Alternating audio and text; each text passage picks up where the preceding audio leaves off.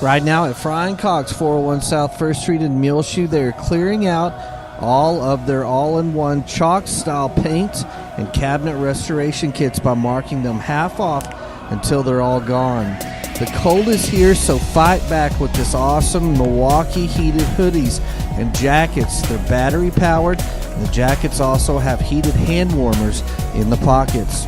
Lots of Berne barn jackets and work jackets, Berne bib-alls, in styles perfect for men, women, or kids. Fry and Cox has just replenished their stock of heaters for anywhere in your house, or get the diesel, kerosene, propane, or natural gas heaters perfect for your barn or garage. Lots of snow and ice melt in stock now, along with window insulation kits, de-icer spray, hand warmers, and much, much more. Get a 40-pound bag of wood pellets for only $7.49, which has a high BTU and premium-grade wood pellets.